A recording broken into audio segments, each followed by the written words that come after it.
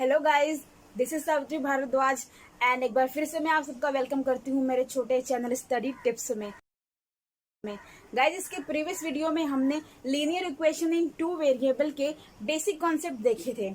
इसमें हम लोग साइमल्टेनियस इक्वेशन सॉल्व करना सीखेंगे कि कैसे करते हैं, लाइक 1.1। तो उसको बताने से पहले मैं ये बताना चाहूंगी कि साइमल्टेनियस इक्वेशंस होते क्या हैं। गाइस, जब कभी हम लोग लीनियर इक्वेशन को साथ में सॉल्व करते हैं या फिर दो लीनियर इक्वेशन को एक साथ सॉल्व करते हैं सिंगल वैल्यू के लिए, तो हम उसे साइमल्टेनियस इक्वेशन कहते हैं। ठीक है, तो साइमल्टेनियस इक्वेशन को सॉल्व करने के लिए मैंने यहाँ पे 2 मेथड बताए हुए हैं और उस दोनों मेथड को मैंने 2 वीडियो में डिवाइड कर दिया है। इस वीडियो में आपको मेथड नंबर 1 बताया जाएगा। आप अगर वीडियो को पूरा चेकआउट करोगे तो आपको सारी चीजें बहुत इजीली समझ आ जाएंगी। तो बिना लेट करते हम लोग स्टार्ट करते हैं अपना 1.1। ओके, तो जैसे कि हमारा क्वेश्चन नंबर 1 कुछ इस तरीके से है। ठीक है, तो मैंने कुछ स्टेप्स बताए हुए हैं, वहां पर लिखे भी हैं, मैंने आपको दिख रहा। तो पहले हमको क्या करना है, नेमिंग द इक्वेशन। कहने का मतलब है कि पहले इसको लिखो अच्छे से और यहाँ पे 1 इक्वेशन नंबर 1 इक्वेशन नंबर 2 कुछ इस तरीके से दो। ठीक है, पहला वाला तो स्टेप हो गया। दूसरा स्टेप देखते हैं। दूसरा स्टेप कहता है कि इक्वेटिंग द कोएफिशिएंट। ठीक है, कोएफिशिएंट को इक्वल करो। ठीक है, मतलब कहने का मतलब है कि अगर इन दोनों को अगर मुझे सॉल्व करना है तो या तो इनके कोएफिशिएंट सेम होने चाहिए या तो इनके कोएफिशिएंट सेम होने चाहिए। ठीक है, अब कोएफिशिएंट क्या होता है, अगर ये सारी चीजें आपको पता है तो बेस्ट है, और अगर नहीं पता तो इसकी वीडियो का जो लिंक है वो मैंने डिस्क्रिप्शन बॉक्स में डाल दिया है, आप जा करके उसको चेकआउट कर सकते हो, सारा बेसिक आपको पता चल जाएगा। ठीक है, तो चलो पॉइंट पर आते हैं। दूसरा पॉइंट बोलता है कि इक्वेटिंग द कोएफिशिएंट। ठीक है, तो यहाँ पर जैसे कि हम देख रहे हैं कि इसका कोएफिशिएंट तो इक्वल नहीं है, बट लेकिन ये वाला जो कोएफिशिएंट है ये इक्वल है। ठीक है, चलो दूसरा स्टेप भी ऑलरेडी इसने करके दिया हुआ। ठीक है, थर्ड वाला बोल रहे हैं कि अब उनके साइन, अगर जो साइन है वो क्या होने चाहिए, अपोजिट होने चाहिए। ठीक है, तो अगर साइन जो है इक्वल है, दोनों का साइन क्या है, इक्वल है, तो हमें क्या करने की जरूरत है, सब्सट्रैक्ट करना है। अगर जो साइन है वो डिफरेंट है तो हमें क्या करना पड़ेगा, ऐड करना पड़ेगा। तो यहाँ पे कौन सा साइन दिया हुआ है, यहाँ पर जो साइन है वो सेम है। ठीक है, जब सेम साइन है तो हमको क्या करने की जरूरत है, सब्सट्रैक्ट करने की जरूरत है। क्या करने की जरूरत है, सब्सट्रैक्ट। चलो स्टार्ट करते हैं। तो यहाँ पर एक लाइन लिखेंगे, क्लियरली लिख दिया कि यहाँ पर मैं जो क्या है ना, सेकंड को 1 में से माइनस करने जा रही हूँ। ठीक है, करते हैं माइनस। आप जिसमें से करना रहता है उसको पहले लिखेंगे, याद रखना है, ऐसे मिस्टेक्स ना हो गए। 26 प्लस 5b, क्या करने बोला मैंने, सब्सट्रैक्ट करने। ठीक है, जब तुमको पता होगा कि जब हम कभी सब्सट्रैक्ट करते हैं तो जो साइन होते हैं नीचे के वो चेंज हो जाते हैं। ओके, तो यहाँ पर ये भी पॉजिटिव है तो ये आ गया, प्लस ये आ गया, और यहाँ पर भी अगर प्लस है तो माइनस। ठीक है, 3a में से 1a जाएगा तो कितने a बचेंगे, हर 2a। Okay, plus 5b minus 5b, plus minus क्या हो जाते हैं, कैंसिल हो जाते हैं, तो ये कैंसिल हो गया। एंड यहाँ पर 26 प्लस 22 माइनस 26 में से 22 अगर माइनस करेंगे तो आंसर आ जाएगा 4। देयरफॉर जो a की वैल्यू है वो कुछ इस तरीके से आ जाएगी एंड a की वैल्यू आ गई 2। ठीक है, ऐसा ब्राउज करना कंपलसरी नहीं होता, बट कर देंगे तो एक अच्छा सा लुक आ जाता है, राइट, आंसर हमें सामने दिखने लगता है। ठीक है, तो a की वैल्यू तो निकल गई, बट b का क्या, b की वैल्यू भी तो निकालनी है। तो ये जो a की वैल्यू है ना, इसको ना किसी भी इक्वेशन में पुट कर दो, या तो 1 में या तो 2 में, किसी में भी पुट कर दो। ठीक है, तो मैं 2 में पुट करने जा रही हूँ। तो आप लिखेंगे a is equal to 2 put in second equation. ठीक है, मैंने a की वैल्यू कहाँ पुट करने जा रही हूँ, सेकेंड इक्वेशन में पुट करने जा रही हूँ। ओके, तो a यहाँ पर अकेला है मेरा, तो आ गया यहाँ पर 2 plus 5b is equal to 22। ये कुछ इक्वेशन है। ठीक है, तो अब सॉल्व करते हैं इसको। यहाँ पे 5b बचा, ये 2 इसके पास चला जाएगा, 2 पॉजिटिव है तो यहाँ पर माइनस हो जाएगा, 22 minus 2 and 5b is equal to value आ गई 20। एंड तो b की वैल्यू है जो कुछ इस तरीके से आ जाएगी 20 डिवाइड बाय 5। इस तरीके से b की वैल्यू है जो कुछ आ जाएगी 4। ठीक है, तो ये हमारा आ गया आंसर, a और b की वैल्यू आ गई। तो यहाँ पर हम एक आंसर लिखेंगे, सोल्यूशन लिखेंगे। कैसे लिखेंगे और सोल्यूशन, हैंस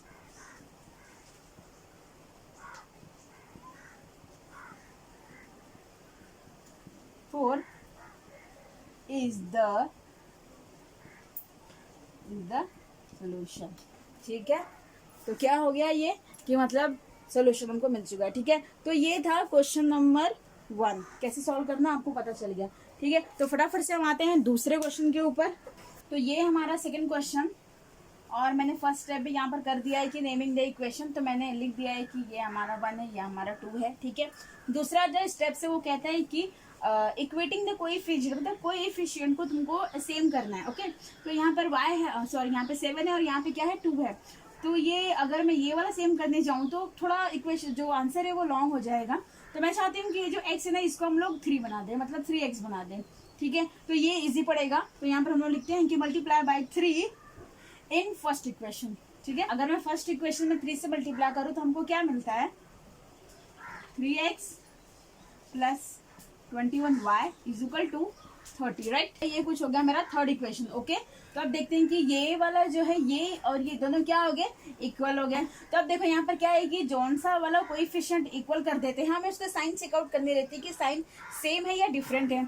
देखो तो यहाँ पे प्लस है, यहाँ पे प्लस है, मतलब दोनों पॉजिटिव में है। ठीक है, तो ये दोनों भी अगर पॉजिटिव में है मतलब कि उनका साइन सेम है, तो यहाँ पर हमको क्या करने की जरूरत है, सब्सट्रैक्ट करने की जरूरत है। क्या, सब्सट्रैक्ट। तो सब्सट्रैक्टिंग सेकेंड फ्रॉम थर्ड मतलब इसमें से हमको इसको माइनस करना है। ठीक है, तो चलो जिसमें से माइनस करना है उसको ऊपर लिख लेते हैं, 3x plus 21y is equal to 30।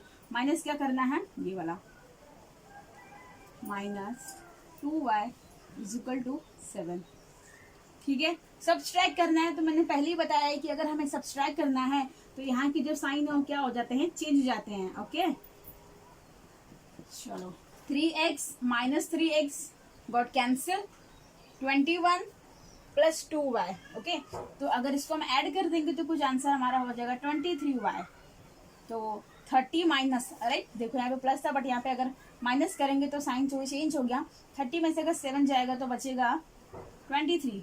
तो इस तरीके से कुछ हमें y की वैल्यू मिल जाएगी 20, फॉर द y की वैल्यू आ गई 1। ठीक है, अब जैसे कि मैंने लास्ट वाले क्वेश्चन में समझाया था कि जो आंसर आ जाता है ना एक, उसको क्या करते हैं, किसी न किसी इक्वेशन में उसकी वैल्यू पुट करके हम दूसरे की वैल्यू निकाल लेते। ठीक है, तो लिखते हैं y is equal to 1 put in, कौन सी इक्वेशन में रख दें, चलो फर्स्ट में रख देते, इजी रहेगा। ठीक है, x पता नहीं अभी निकालना है, प्लस 7y, तो 7 और y की जगह पे मैंने 1 ले लिया, तो यहाँ पे आ गया 10। x plus 7 is equal to 10। जो x की वैल्यू है वो कुछ इस तरीके से आ जाएगी। ठीक है, ओके, तो x की वैल्यू भी आ गई एंड y की वैल्यू भी आ गई। तो गाइज ये है क्वेश्चन नंबर 2 का क्वेश्चन नंबर 4। ठीक है, अब थर्ड वाला मैंने नहीं कराया, इसलिए नहीं कराया क्योंकि आप लोग खुद से ट्राई करो, बहुत इजी है, 2 की तरह एग्जैक्टली है। ओके, तो आप ट्राई करें उसको सॉल्व करने का। ओके, तो गाइज ये मैंने नंबर दे दिया। ठीक है, इक्वेशन नंबर 1, इक्वेशन नंबर 2। अब आते हैं दूसरा स्टेप जो कहता है वो बोलता है कि इक्वेटिंग द कोएफिशिएंट। मैंने बताया कि कोएफिशिएंट को सेम करना जरूरी है। ओके, तो यहाँ पर हम देखते हैं कि ये 3 है और 6 है। ओके, हम इसको भी 6 बना सकते हैं आगे, और इसको हम लोग 5 भी बना सकते हैं। तो मुझे ऐसा लगता है कि हमें ऊपर वालों को 6 बना लेना चाहिए क्योंकि इजी रहेगा, 2 से ही मल्टीप्लाई करना है। ओके, तो लिखते हैं यहाँ पर 1 में मुझे किससे मल्टीप्लाई करना है, 2 से मल्टीप्लाई करना है, और फिर मुझे क्या मिलेगा, मुझे कुछ इस तरीके से मिलेगा 10m माइनस 6n, और यहाँ पर आ गया 38। ये मेरा इक्वेशन नंबर हो गया 3। ठीक है, दूसरा वाला स्टेप भी हम लोगों ने कवर कर लिया। तीसरा स्टेप क्या बोलता है, तीसरा स्टेप कहता है कि साइन चेकआउट करो। ठीक है, तो जौन सा मेरा कोएफिशिएंट सेम है उसके साइन देखो तुमको सेम दिखेंगे। ठीक है, अब तुमको पता है कि जहां पर साइन सेम होते हैं हमें क्या करना है, सब्सट्रैक्ट करना है। तो चलो लिखते हैं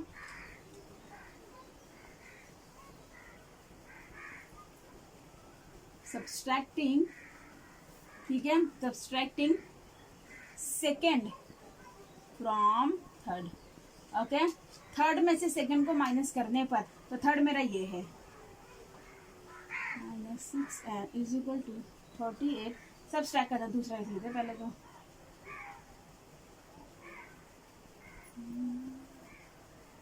ओके, सब्सट्रैक्ट करना है ना, तो साइन चेंज हो जाते हैं, मुझे पता है। ओके चलो, 10m 1m बचे कितने, 9m। -6n plus 6n got cancel, and यहाँ पर +38 प्लस 7, तो कितना आ जाएगा यहाँ पर कुछ 45। एंड हेंस m की वैल्यू यहाँ पर कुछ इस तरीके से निकल कर आएगी। So m is equal to 5। Okay, m की वैल्यू आ गई। तो m की वैल्यू जो है वो मैंने किस में पुट कर दी, सेकंड में पुट कर दी। ठीक है, सेकंड ये है। ओके, m यहाँ पर कितना है, 5 है, का साइन m मेरा 5 है, -6n। Okay, 6n is equal to -7। Okay, अब देखते हैं नंबर के पास जाएंगे, तो ये मेरा +5 है, यहाँ जाएगा तो -5 हो जाएगा, तो यहाँ पर 6, तो यहाँ पर -6n बचा मेरा, एंड -7 -5, तो यहाँ पर हमको कुछ इस तरीके से मिल जाएगा कि -7 -5 मिलके हो जाते हैं -12। ओके, तो माइनस गॉट कैंसिल, और जो n की वैल्यू है वो कुछ इस तरीके से आ जाएगी 2। ओके, तो ये था सोल्यूशन हमारे क्वेश्चन नंबर 4 का। ओके, आगे देखते हैं क्वेश्चन नंबर 2 का 6। ठीक है, कुछ इस तरीके से है, तो हमें इसको नॉर्मल इक्वेशन में कैसे कन्वर्ट करना है। डिनोमिनेटर अगर सेम हो तो बहुत इजीली हो सकता है। ये है मेरा इक्वेशन नंबर 1 एंड, और ये है मेरा इक्वेशन नंबर 4। ठीक है, अब इसको सिंपल बनाने के लिए मुझे इक्वेशन नंबर 1 में 3 से मल्टीप्लाई करना पड़ेगा, एंड सेकेंड में मुझे 4 से मल्टीप्लाई करना पड़ेगा। ठीक है, तो यहाँ पर लिखते हैं, अगर हम 1 में 3 से मल्टीप्लाई कर दे और सेकेंड में 4 से मल्टीप्लाई करेंगे तो हमें क्या मिलेगा। देखो यार, अगर 3 से मल्टीप्लाई करोगे तो ये 3 कैंसिल हो जाएगा। ठीक है, तो मैं दिखा देती हूँ आपको कैसे करना है। ठीक है, तो 1/3x मान लो ये मेरा इक्वेशन है, और मैं इसमें 3 से मल्टीप्लाई कर रही हूँ। ओके, 3 से मल्टीप्लाई किया तो ये हो गया 3y, एंड इसमें मैंने 3 से मल्टीप्लाई कर दिया। ठीक है, तो ये 3 क्या हो जाएंगे, कैंसिल हो जाएंगे, तो मतलब फाइनली मुझे क्या मिल जाएगा, कुछ इस तरीके से। ओके, समझ आया कैसे करना है। तो ये करके ना हम लोग इसको इजीली कन्वर्ट कर सकते हैं। ठीक है, तो मैं डायरेक्टली लिख रही हूँ, 3 से मल्टीप्लाई करने के बाद हमें यहाँ पे क्या मिल जाएगा, कुछ इस तरीके से मिलेगा कि x + 3y = 10। तो ये होगा मेरा थर्ड इक्वेशन।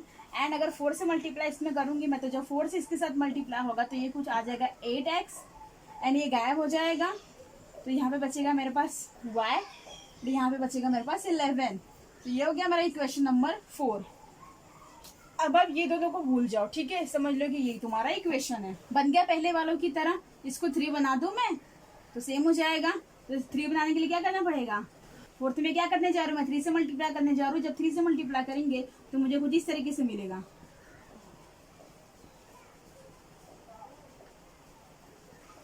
तो ये मेरा इक्वेशन हो गया 5। ठीक है, चलो देखो ये हो गया मेरा, कोएफिशिएंट सेम हो गया, बट इनके साइन भी यार सेम है। तो जब साइन सेम होता है तो हमें क्या करने की जरूरत हो जाती है, सब्सट्रैक्ट करने की जरूरत पड़ जाती है। ओके, तो लिखते हैं क्या करना है, हमें फिफ्थ में से थर्ड को सब्सट्रैक्ट करना। तो फिफ्थ पहले लिख लें, सब्सट्रैक्ट करने के लिए बोला है, तो सब्सट्रैक्ट जहाँ पे करते हैं तो हमारे जो साइन होते हैं वो क्या हो जाते हैं, चेंज हो जाते हैं। ठीक है, तो देखो माइनस, ओके, 24 - 1 आ गया 23x + 3y - 3y get cancel, यहाँ पर कुछ आंसर आ जाएगा 23। ओके, तो जो x की वैल्यू है वो कुछ आ जाएगी। ठीक है, देयरफॉर x की वैल्यू कितनी आ गई,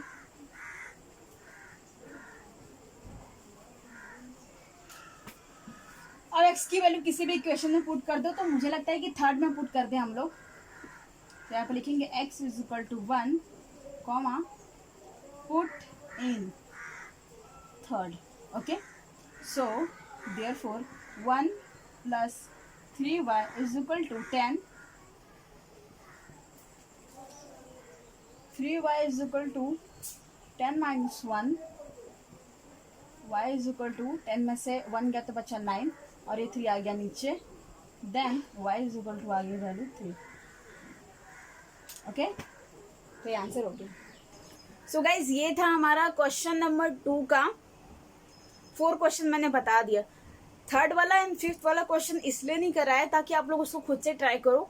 खुद से ट्राई करेंगे तो आपको ज़्यादा क्लियर आउट हो जाएगा। एंड जो इसका क्वेश्चन नंबर 1 है वो मैं आपको नेक्स्ट वीडियो जब मैं मेथड नंबर 2 बताऊंगी तो उसमें मैं आपको सॉल्व करा के दे दूंगी। तो गाइज अब उसको सॉल्व करो। तो तब तक के लिए बाय बाय, टेक केयर, मिलते हैं नेक्स्ट वीडियो में।